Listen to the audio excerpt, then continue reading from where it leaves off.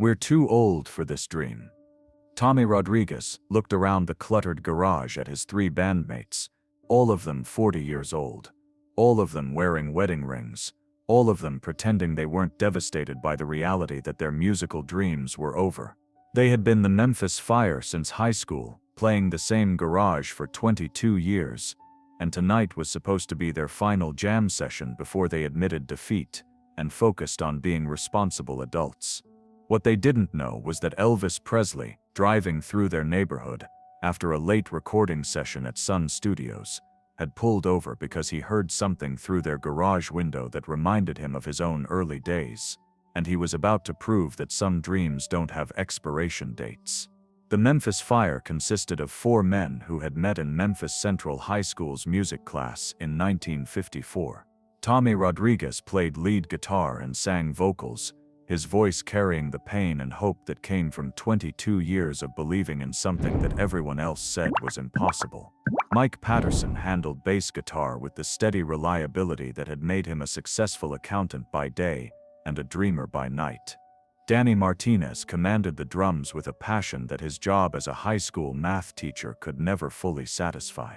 And Steve Thompson played rhythm guitar and provided harmonies, his electrician's hands finding music in strings the same way they found solutions in wiring. They had formed the band during their senior year, inspired by the rock and roll revolution that was sweeping through Memphis in the mid-1950s. They had practiced in Mike's parents' garage, dreaming of following in the footsteps of Elvis, Jerry Lee Lewis, and the other musicians who were putting their city on the musical map. They had played school dances, local talent shows, and any venue that would have them, always believing that their big break was just around the corner. But life, as it has a way of doing, had gradually shifted their priorities. Tommy had married his high school sweetheart, Maria, and they had 3 children who needed college funds more than their father needed recording contracts. Mike had discovered a talent for numbers that led to a successful accounting practice and a comfortable suburban lifestyle that his music earnings could never have provided. Danny had found his calling as a teacher, inspiring the next generation of students while his own musical ambitions quietly faded into weekend hobby status. Steve had built a thriving electrical contracting business, providing reliable income for his family, while his guitar slowly gathered dust between garage sessions. By 1976, the Memphis Fire had become what sociologists call a phantom band, musicians who continued to play together, not because they believed in their commercial prospects, but because the music itself had become essential to their identity and friendship. They met every Saturday night in Mike's garage, playing the same repertoire of rock and roll classics and original songs they had been perfecting for over 2 decades. Their families had become increasingly impatient with what they saw as a refusal to accept adult responsibilities. Their wives tolerated the Saturday night sessions but made it clear that 40-year-old men should have better things to do with their time. Their children were embarrassed to tell their friends that their fathers still played in a garage band. Their professional colleagues saw their musical pursuits as charming but ultimately childish diversions from serious adult concerns. The final blow had come 3 months earlier when they had sent a professionally recorded demo tape to Sunset Records, a small but respected label that had been signing local acts. The rejection letter had been devastating not because it was unexpected, but because it was so dismissive. The label executive had not only rejected their music but had misspelled their band name and suggested they consider taking music lessons before attempting to record again. That rejection letter, hidden in Mike's toolbox to spare their families the embarrassment of another failure, had prompted the difficult conversation about ending the Memphis Fire permanently. They were 40 years old, with mortgages, teenagers, and professional responsibilities that demanded their attention. The dream of musical success that had sustained them through their 20s and 30s suddenly seemed not just unrealistic but selfish. Tonight's session was meant to be their farewell to 22 years of shared musical dreams. They had agreed to play through their repertoire one final time, pack up their instruments, and focus on being the responsible husbands, fathers, and community members that their families and society expected them to be. As they launched into their final performance of Can't Help Falling in Love, They played with the bittersweet intensity of men who knew they were saying goodbye to a part of themselves that had defined their friendship and their identity for more than half their lives. Their harmonies, perfected over thousands of hours of practice, blended with the kind of musical telepathy that only comes from decades of playing together.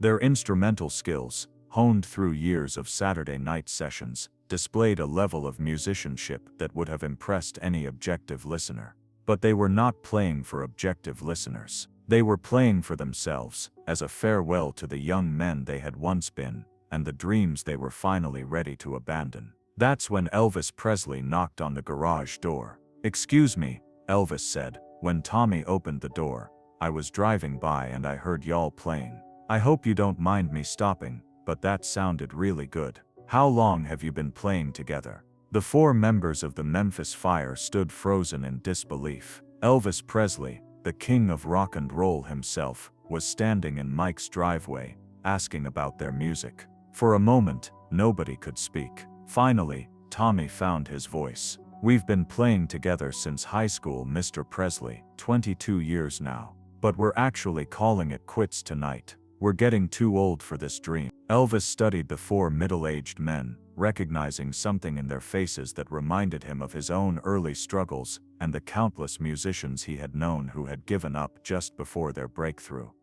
"Too old?" he asked. "How old are you guys?" 40, Mike replied, as if the number itself explained everything. 40. Elvis repeated thoughtfully. "You know, some of the best music I've ever heard has come from men who had lived enough life to have something real to sing about. Can I hear another song?" What happened next would become the stuff of Memphis music legend. The Memphis Fire, energized by Elvis's presence and genuine interest, performed a set that showcased not just their technical skills, but the emotional depth that came from 2 decades of life experience, musical growth, and the bittersweet wisdom that comes from pursuing a dream that seems increasingly unlikely to come true. Elvis listened intently as they played their original compositions, songs about working-class struggles, family responsibilities, the passage of time, and the persistence of hope despite overwhelming odds. These were not the songs of teenagers with nothing to lose, but of mature men who understood both the cost of dreams and the price of abandoning them. "Have you ever tried to get a recording contract?" Elvis asked when they finished their set. The band members exchanged uncomfortable glances. Finally, Danny spoke up. "We sent a demo to Sunset Records a few months ago. They turned us down. Said we should take some music lessons." Elvis shook his head in disgust. "Record executives," he said. "Half of them wouldn't recognize talent if it walked up and introduced itself. The other half are too busy following trends to notice real music when they hear it." He paused, studying their faces. "Look, I don't know what your family situations are, and I'm not going to tell you to quit your day jobs and chase impossible dreams. But what I just heard wasn't the sound of men who are too old for music. It was the sound of musicians who have finally matured enough to have something important to say." What Elvis proposed next would change not just their lives but their understanding of what was possible when talent, experience, and opportunity aligned at the right moment. "I've got some connections in the music industry," Elvis said with characteristic understatement. "Would you be interested in making a real recording, in a real studio, with real distribution possibilities? Not as a guarantee of stardom, but as a chance to see if the music you've been perfecting for 22 years might find an audience that appreciates what you're trying to say." The band members looked at each other, then at their instruments, then at Elvis. The dream they had just agreed to abandon was suddenly being offered new life by the most successful musician in the world. "We'd have to talk to our wives," Tommy said practically. "Of course," Elvis agreed. "And you'd keep your day jobs until you see how things develop. This isn't about abandoning responsibility. It's about exploring possibility." Over the next several weeks, Elvis arranged for the Memphis Fire to record at Chips Moman's American Sound Studio, the same facility where Elvis himself had recorded some of his most successful songs. The sessions were scheduled around the band members' work schedules. evenings and weekends that allowed them to pursue their musical opportunity without abandoning their professional obligations. The recording process was a revelation for men who had only heard their music through garage acoustics and home recording equipment. In a professional studio with quality microphones and expert engineering, their voices and instruments took on a richness and presence they had never experienced.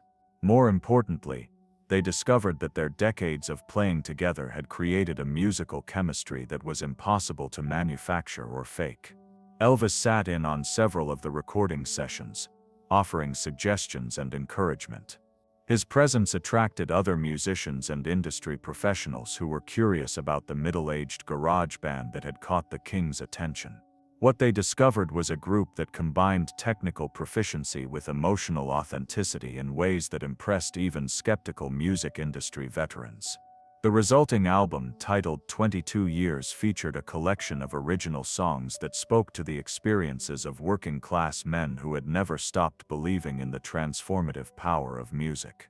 The songs dealt with themes that were rarely addressed in popular music: the challenge of maintaining dreams while meeting family responsibilities, the dignity of blue-collar work, the complexity of middle-aged friendships, and the persistence of hope in the face of repeated disappointment. Elvis not only facilitated the recording process but also used his industry connections to secure distribution for the album. He arranged for the Memphis Fire to perform at several high-profile venues, where their music could reach audiences who might appreciate their unique perspective and sound. The response was remarkable. Music critics praised the album's authenticity and emotional depth, comparing it favorably to the work of established artists. Radio stations began playing their songs, particularly Saturday Night Dreams, a ballad about middle-aged men who gather in a garage to remember who they used to be and imagine who they might still become. More importantly, the Memphis Fire discovered that there was indeed an audience for their music, not among teenagers looking for the latest trend, but among adults who recognized their own experiences in the band's songs about work, family, friendship, and the persistence of dreams despite practical obstacles. The album's success led to concert bookings, television appearances, and eventually a recording contract with a major label.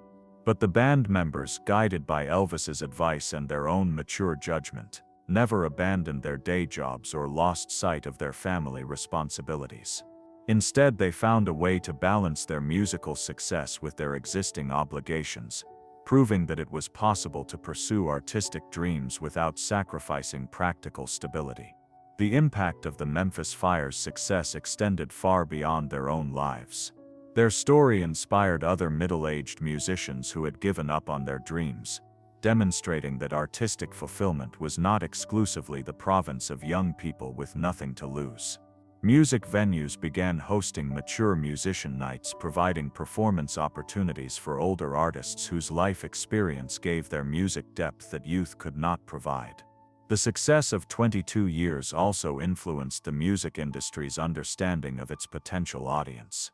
Record executives began to recognize that there was a market for music that spoke to adult experiences and concerns, leading to opportunities for other mature artists whose perspectives had previously been dismissed as commercially unviable. Elvis continued to mentor the Memphis Fire throughout their musical career, offering advice not just about music but about how to maintain artistic integrity while navigating commercial success. His involvement in their story became a model for how established artists could support emerging talent, regardless of the emerging artist's age or background. The band's success also had a profound impact on their families and communities. Their wives, who had initially been skeptical about their husbands' continued musical pursuits, became proud supporters of their artistic achievements. Their children, who had once been embarrassed by their father's garage band, began to understand that pursuing dreams and maintaining hope were valuable life lessons worth learning. Their professional colleagues and community members saw the Memphis Fire's success as proof that it was never too late to pursue artistic goals, leading to a renaissance of creative activity among middle-aged adults who had convinced themselves that their opportunities for artistic expression had passed. Today, more than 4 decades after Elvis discovered the Memphis Fire in Mike Patterson's garage, their story continues to inspire musicians of all ages who believe that talent, dedication, and the right opportunity can overcome any obstacle, including the assumption that dreams have expiration dates.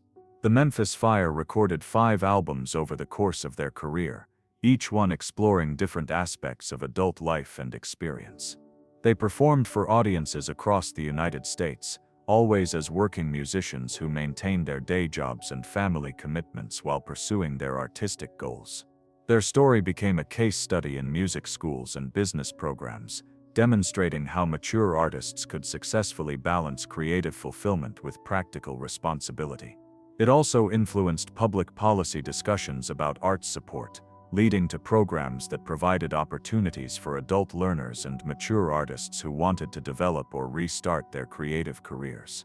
Most importantly, the Memphis Fire proved that Elvis Presley's instinct that night in 1976 was correct. Some dreams don't have expiration dates, and the best music often comes from people who have lived enough life to have something real to sing about. Their success demonstrated that talent, perseverance, and the right opportunity could create possibilities that seemed impossible, even to the dreamers themselves.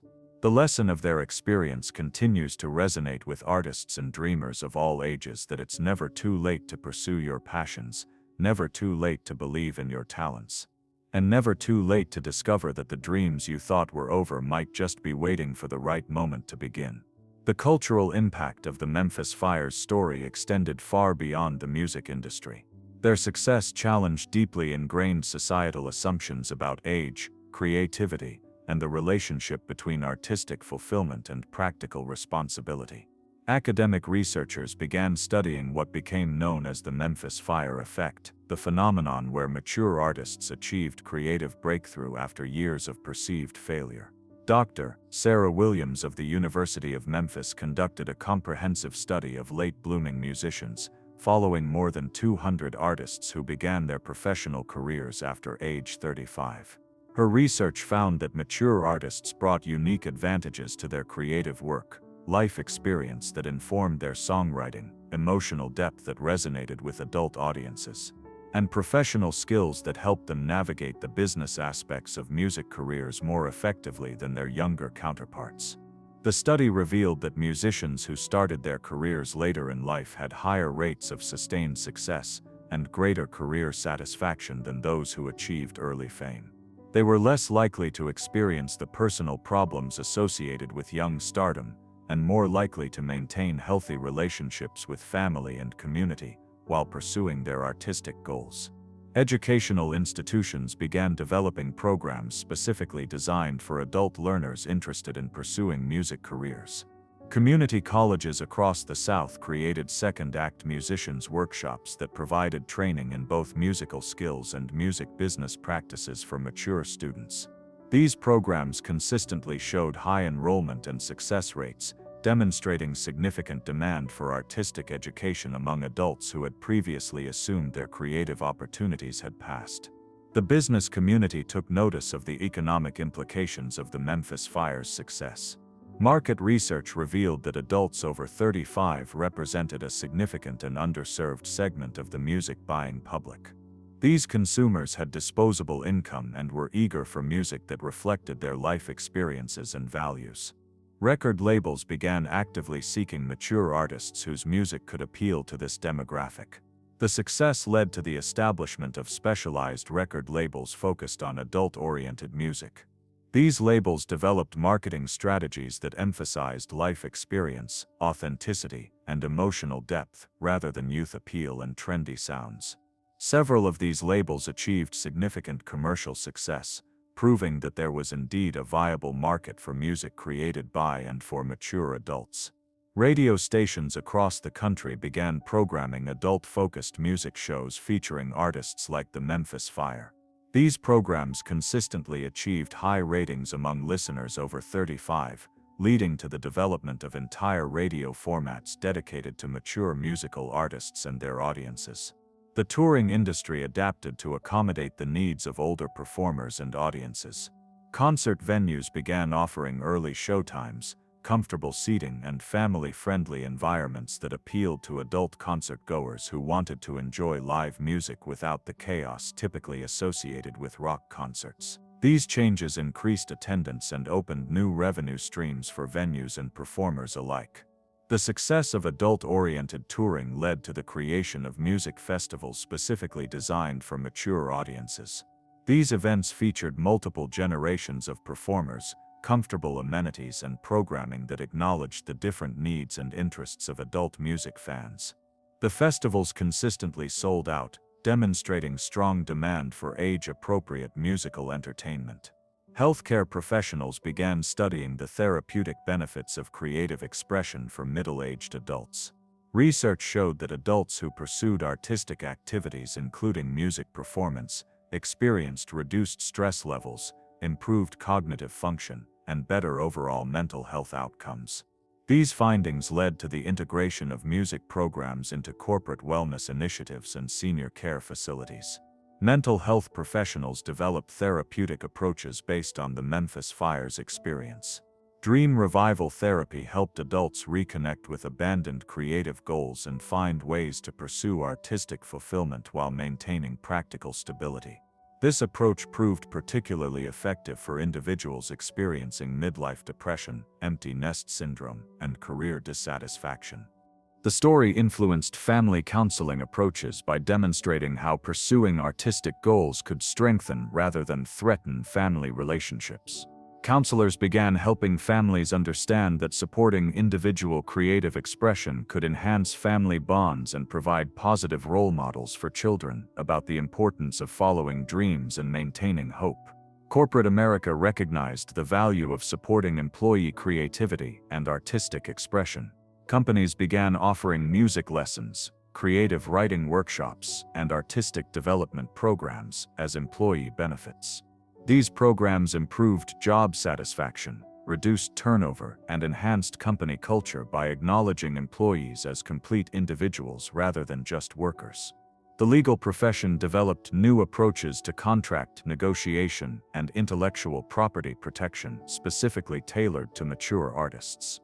Lawyers recognized that older performers had different needs and priorities than young artists, leading to more sophisticated and protective contract language that preserved both artistic integrity and financial security.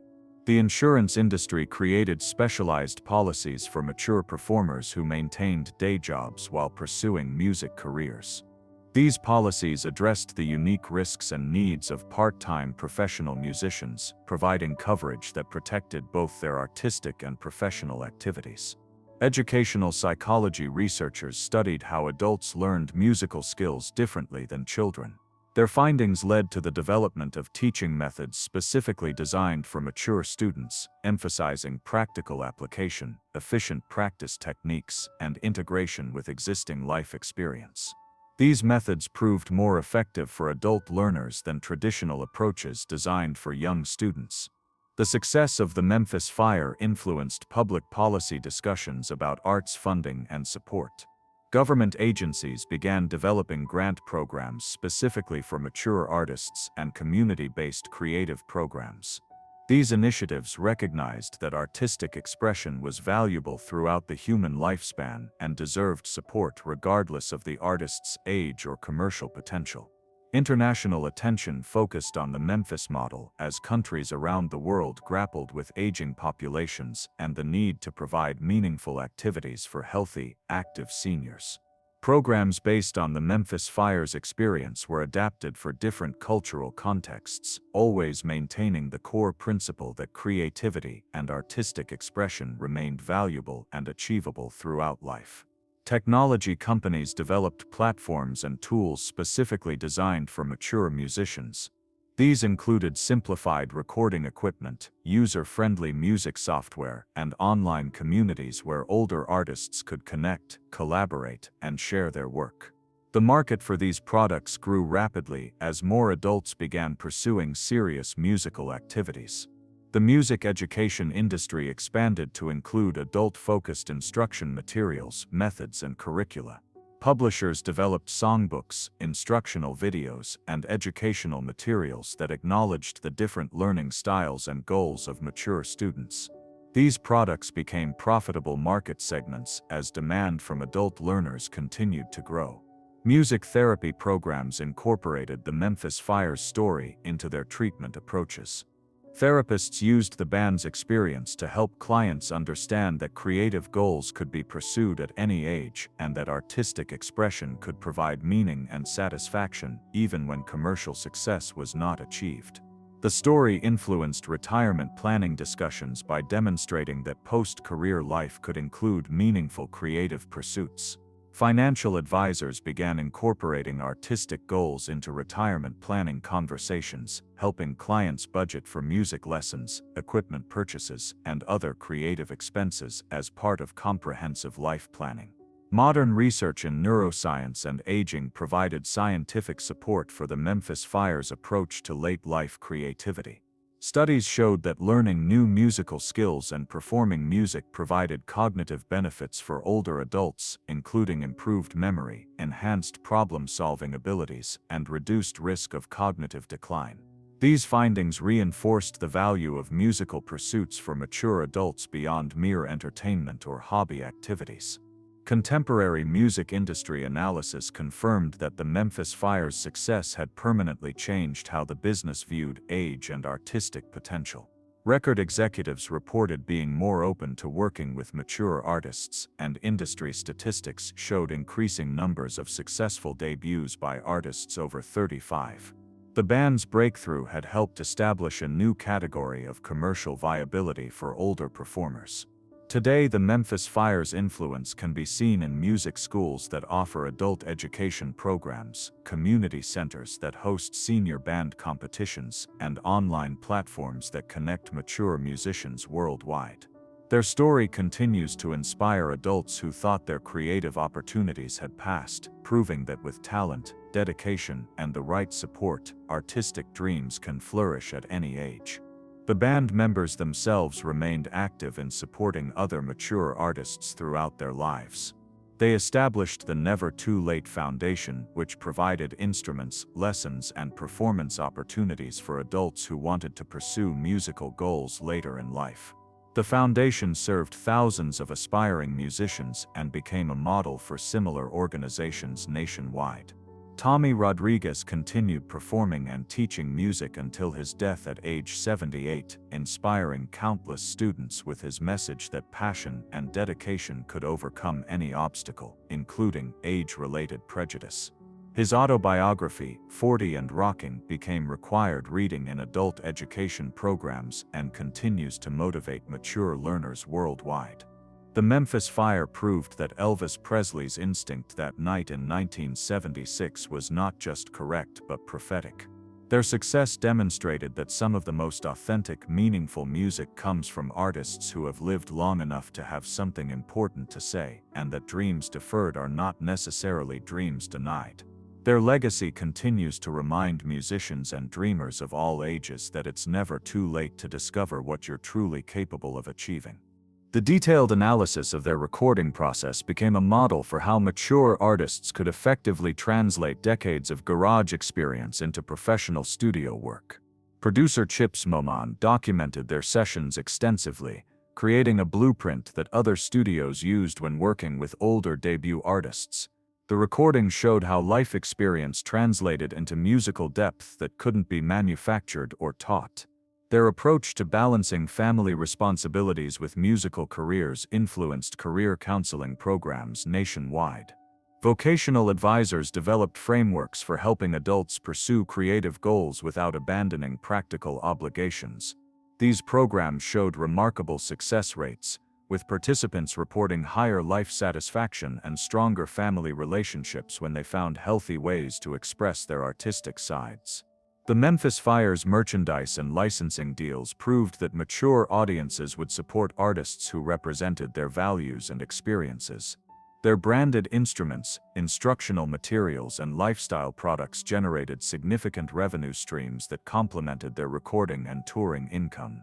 This success convinced manufacturers to develop product lines specifically targeted at adult amateur and semi-professional musicians. Music publishing companies began actively seeking songs written from mature perspectives, recognizing that adult experiences provided rich material for both commercial and artistic success. Songwriting workshops for mature writers became popular and profitable, generating catalogs of music that spoke to adult concerns about career, family, aging, and personal growth. The band's influence on music festival programming created new categories of events designed around adult audiences. These festivals featured daytime scheduling, family amenities, and multiple generations of performers, consistently achieving high attendance and sponsor support. The model spread internationally, with similar festivals appearing in Canada, Australia, and Europe. Broadcasting networks developed television programming based on the Memphis Fire's concept of mature musical dreams. These shows featured both established and emerging artists over 35, achieving strong ratings among adult demographics that advertisers valued highly. The programming proved that audiences were hungry for entertainment that reflected their life stage and values. Record store chains created sections dedicated to adult contemporary music, featuring artists like the Memphis Fire alongside established performers whose music appealed to mature listeners. These sections became profitable specialty markets that helped independent record stores compete with larger chains by serving underrepresented customer segments. The success influenced music journalism by creating demand for coverage of mature artists and adult-oriented music. Publications developed regular features about late-blooming musicians, second-act careers, and the intersection of music with family and professional life. These articles consistently generated strong reader engagement and advertiser interest. Corporate training programs incorporated the Memphis Fire's story into leadership development curricula. Business schools used their experience as a case study in perseverance, teamwork, and the value of maintaining personal passions alongside professional responsibilities. Human resources departments used their example to develop employee engagement strategies that acknowledged workers' complete identities. The band's approach to fan engagement created new models for artist-audience relationships. Their concerts featured extended interaction periods, storytelling segments, and opportunities for audience members to share their own musical experiences. This intimacy created loyal fan communities that supported not just their music but their message about adult creativity.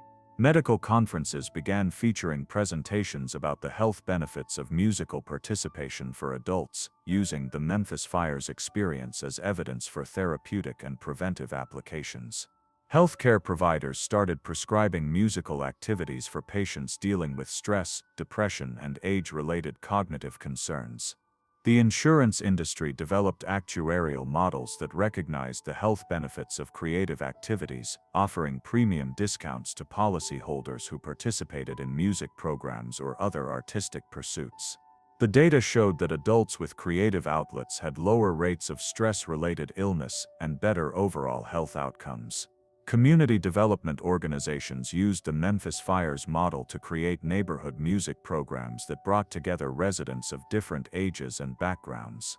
These programs strengthened community bonds while providing creative outlets for participants, leading to measurable improvements in neighborhood cohesion and resident satisfaction. The band's financial management approach became a template for mature artists learning to handle sudden success. They demonstrated how to maintain family financial stability while investing in musical career development, creating a model that financial advisors used with other clients facing similar situations. International music industry conferences regularly featured presentations about the Memphis Fire phenomenon, examining how different cultural contexts might adapt their approach to supporting mature artists. These discussions led to policy changes in several countries that provided better support for adult learners and late-career artistic development. The success of their touring model influenced venue design and programming across the entertainment industry. Theaters and concert halls began offering early shows better seating and amenities that appealed to adult audiences, discovering that these changes increased both attendance and revenue while expanding their customer base. Music therapy training programs incorporated the Memphis Fire's approach into their curricula, teaching therapists how to help adult clients reconnect with abandoned musical goals as part of comprehensive treatment plans. This approach proved particularly effective for clients dealing with midlife depression, career dissatisfaction, and major life transitions. The band's recording techniques became subjects of academic study in audio engineering programs. Their sessions demonstrated how experienced musicians could work efficiently in studio environments, maximizing creative output while minimizing costs. These lessons proved valuable for other mature artists navigating professional recording for the first time. Their approach to media interviews and public relations created new standards for how adult artists could maintain authenticity while building commercial success. Marketing professors used their campaigns as examples of how to reach mature demographics without condescending messaging or youth-oriented approaches. The Memphis Fire's influence on music education curriculum led to the development of adult learning methodologies that are now standard in community colleges and continuing education programs. These approaches acknowledge the different motivations, learning styles, and practical constraints that adult students bring to musical study. Their success in balancing artistic integrity with commercial viability influenced contract negotiation standards for mature artists. Entertainment lawyers developed new contract templates that protected both creative control and family financial security, recognizing that older artists had different priorities than young performers. The band's charitable work through their foundation created models for how successful mature artists could give back to their communities while supporting other late-blooming creatives.